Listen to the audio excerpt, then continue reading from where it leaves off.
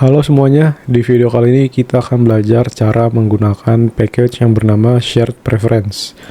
Jadi Shared Preference ini digunakan untuk menyimpan data ke local storage dari aplikasi kita.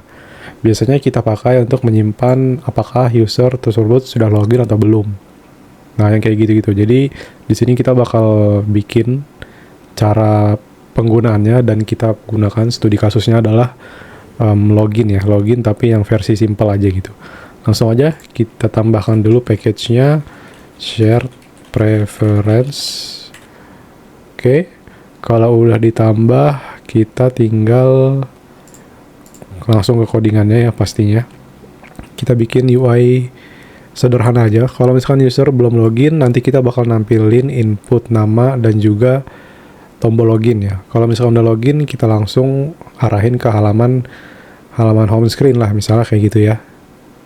Oke, pertama-tama kita hapus dulu aja semua, kita tulis ulang di sini. Oh ya, matiin dulu ya ininya. Suggestion-nya main, terus run app, material app, home-nya itu adalah login app, nama kelasnya. Cuman pasti masih error karena kita emang belum bikin. Ini kita bisa buang aja karena kita nggak pakai. Terus kita tinggal bikin kelas login app-nya. Di bawahnya kita bikin stateful widget, lalu login app seperti ini. Terus di sini kita butuh controller ya untuk menampung nama yang akan disimpan di shared preference-nya nanti.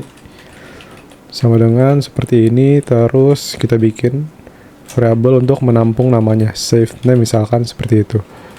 Terus kita bikin fungsi untuk save, fungsi untuk menampilkan nama, dan juga fungsi untuk logout ya.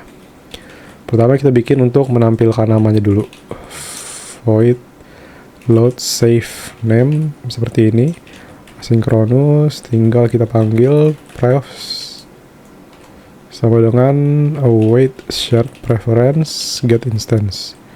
Seperti ini, tinggal kita set state aja.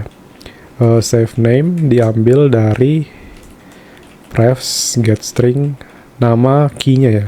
Nah, ini key-nya ini harus unik dan harus sama juga antara di function load save sama di function save name nanti yang akan kita buat ya.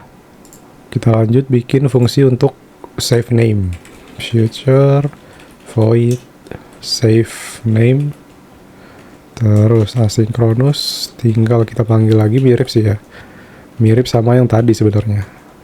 Shared preference get instance await prefs remove username. Nah, maksudnya yang tadi tuh ini key atau value yang ada di sini harus sama yang ada di sini juga, nggak boleh beda sedikit pun, nggak boleh typo, jadi harus sama ya.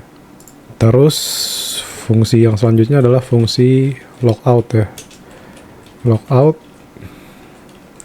asing, tapi ini logoutnya logout ala-ala aja ya, bukan logout beneran gitu ya. Await share preference get instance, kita await prefs remove, kita remove key-nya ya, username itu kita remove, kita set state save name-nya sama dengan null, seperti ini. Terus tinggal kita tambah init state untuk pemanggilan fungsi dari load save name seperti ini. Oke, kurang lebih fungsi-fungsinya seperti ini. Ada load save name, ada save name, dan juga ada logout. Dan juga kita panggil fungsi load save name-nya di init state. Jadi setiap halamannya dibuka, dia akan menjalankan fungsi ini. Kita bisa lanjut ke UI-nya sekarang ya. Langsung aja kita return scaffold seperti biasa ya. Kita kasih app bar, misalkan app bar title text shared preference example, misalkan seperti itu. Terus kita kasih body, kita kasih center, child.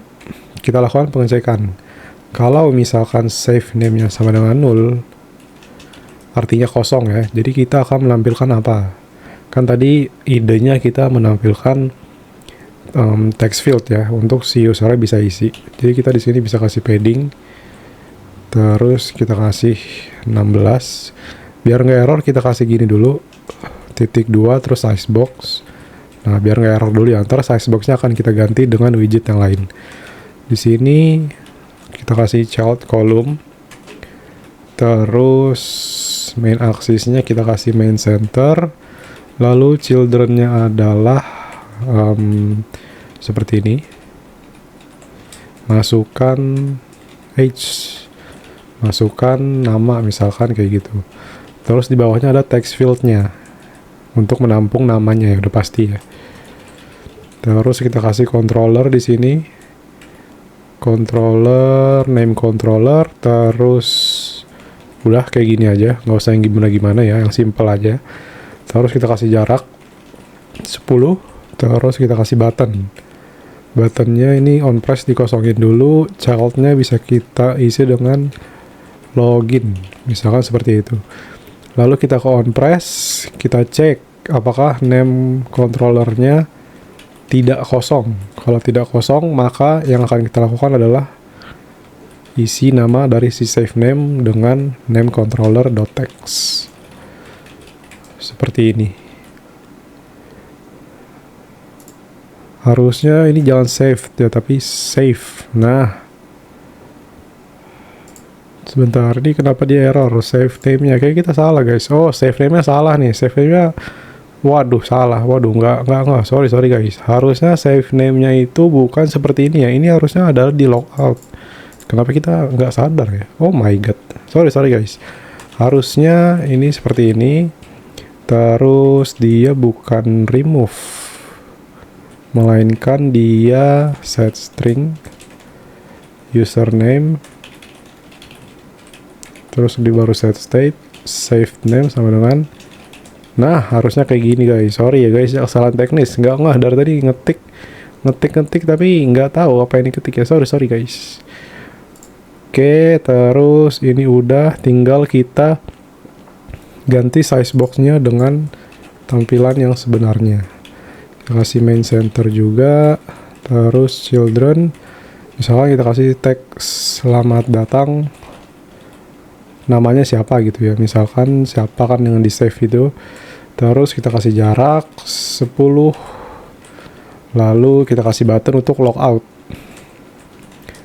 text logout seperti ini.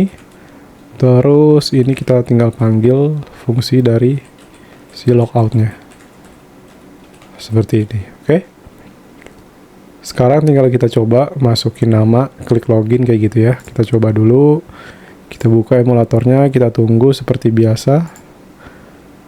Oke, di sini udah muncul ya. Di sini karena kita belum pernah memasukkan apapun, maka yang akan tampil adalah tampilan yang ini, yang masukkan nama, terus ada button dan segala macam. Misalkan kita masukin namanya Jordi misalkan ya, terus kita klik login, maka dia akan menjadi selamat datang Jordi. Misalkan kita restart aplikasinya, harusnya tampilannya tetap akan seperti ini ya. Kita cek, nah ini masih sama ya. Kita buktikan dengan cara kita stop, terus kita run and debug lagi. Kita cek apakah masih tersimpan atau tidak ya. Oke, di sini seperti yang kita lihat masih tersimpan ya untuk namanya. Ketika kita logout, terus kita restart, maka dia akan masuk seperti ini lagi. Oke, itu dia ya cara simpan data local storage menggunakan package yang bernama shared preference.